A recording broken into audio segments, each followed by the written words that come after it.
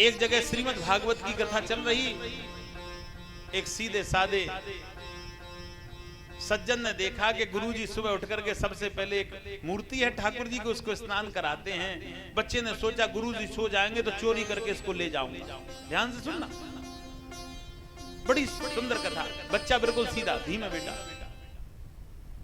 गुरुजी सो जाएंगे तो इसको चुरा करके ले जाऊंगा। गुरुजी सो गए, बच्चा उसको चुराने के लिए आया। गुरुजी ने आवाज लगाई, कौन? गुरुजी मैं। कैसे आए? बस बस वैसे ही। भाग गया। गुरुजी समझ गए ये चोरी करने आता है। दूसरे दिन गुरुजी सोए नहीं। दूसरे दिन बच्चा फिर ठाकुर जी को चुराने के लिए। गुरुजी ने क्या कर रहा है? रोते रोते कहने लगा मुझे ये चाहिए। गुरुजी ने कही तू इसका क्या करेगा कि तुम जो करते हो वो। गुरुजी ने भगा दिया, चल भाग। बच्चे ने तो तृण विश्वास कर लिया कि मैं गुरुजी से लेकर के ही रहूंगा। अब गुरुजी जब भागवत में जाए तभी लटक जाए, मुझे वही दे दो जो तुम सेवा करते हो। अब गुरुजी उससे डरे कि ये रास्ते मिल जाता है, परेशान करता है, कैसे 7 दिन पूरे हों। बच्चे से गुरुजी छुप छुप के और कथा सुनाने के लिए जाने लगे। अब तो बच्चे ने सोचा गुरुजी छुप रहे, कब मिलेंगे। गुरुजी सुबह टहलने के लिए जाते हैं, जब पकड़ लूंगा जब ही छोड़ूंगा जब गुरुजी मुझे ठाकुर जी दे देंगे। अटूट विश्वास।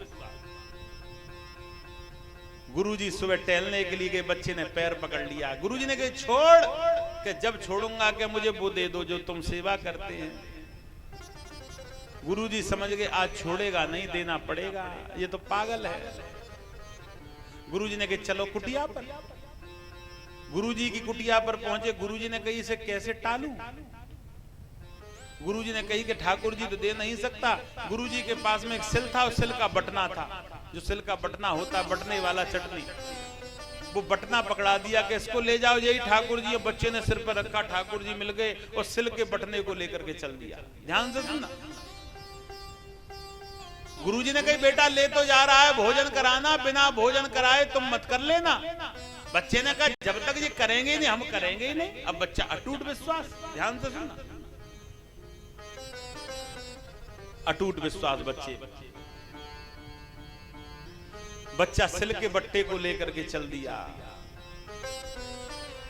और सिल को बट्टे को लेकर के जब पहुंचा, पहले तो स्नान कराया, स्नान करा करके चंदन लगाया और चंदन लगा करके सूखी रोटी और चटनी ले आया और बट्टे से कहने लगा तुम खाओ जब मैं खाऊंगा। अब वो बट्टा कहां से खाए? बच्चा तो समझ रहा यही ठाकुर जी है। सिल के बट्टे ने भोजन नहीं किया, बच्चे ने भी नहीं किया। बच्चा समझ गया गुरुजी अच्छा अच्छा खिलाते हैं इसलिए नहीं खा रहा। बच्चे ने और ज्यादा व्यवस्था करी तो सब्जी रोटी बना ली शाम को कि ये खाएगा। शाम को फिर थाली लगा दी कि तुम खाओ जब ही हम खाएंगे। अब वो सिल का बट्टा कैसे खाए? नहीं खाया। बच्चा फिर भी भूखा रहा। बच्चा समझ गया कि गुरुजी अच्छा खिलाते हैं इसलिए नहीं खाया। अगले दिन बच्चे ने खीर और पूड़ी बनाई, अब ये खाएगा। खीर और पूड़ी परोस दी कि खा, जब तू खाएगा जब मैं खाऊंगा। लेकिन वो बट्टा कैसे खाए? 3 दिन हो गए, न बच्चे ने भोजन किया न सिल के बट्टे ने। कठोर तपस्या।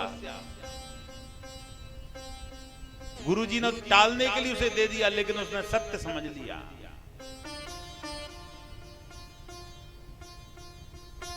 भगवान हर जगह है, बस तुम्हें खोजने की आवश्यकता है। तुम भगवान को खोज नहीं पाते, मद के अंधे में लगे रहते हैं। भगवान कहने लगा बच्चा मर जाएगा, 5 दिन हो गए, ये बच्चे प्राण त्याग देगा, इसलिए मुझे प्रकट होना ही पड़ेगा।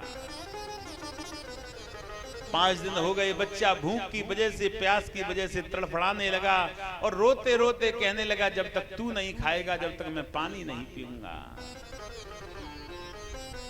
भगवान की माया बड़ी प्रबल है। यह कथा हम लोग सुनते हैं, क्यों सुनते हैं? इसमें विश्वास छुपा हुआ है।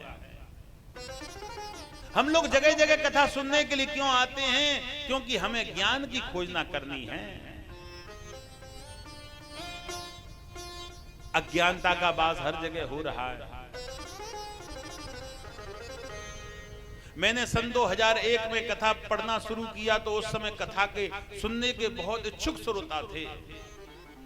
धीमे धीमे समय बदला, कथा के इच्छुक कम हो गए, नौटंकी के इच्छुक ज्यादा हो गए। कलयुग का प्रभाव, जैसा खाओगे अन्न वैसा बनेगा मन, और जैसी करोगे संगत वैसी आएगी रंगत। बोली वृंदावन बिहारी लाल। दो चीजों से घर वालों को बचाना, संगत से और भोजन अच्छी। ये सबसे बड़ी विषय है। जब बच्चे ने 5 दिन से भोजन नहीं किया तो भगवान को प्रकट होना ही पड़ा, और भगवान उसी समय सिल के बट्टे में से प्रकट हो गए। बोली वृंदावन बिहारी लाल की। और कही के बेटा तुम भोजन करो के, प्रभु आपको पहले करना पड़ेगा। इस दृश्य को गुरुजी देख रहे, और गुरुजी रोते रोते कहने लगे कि हे प्रभु, आप कभी प्रकट मेरे कहने से नहीं हुए कि बेटा तुमने भगवान जान के मेरी सेवा करी, लेकिन इसने बट्टा नहीं जाना, इसने प्रभु को जान के अद्भुत सेवा करी, जो कि संसार की चीजों को त्याग करके मुझे सब कुछ मान लेता है, तो मुझे प्रकट होना ही पड़ता है। बोली वृंदावन बिहारी।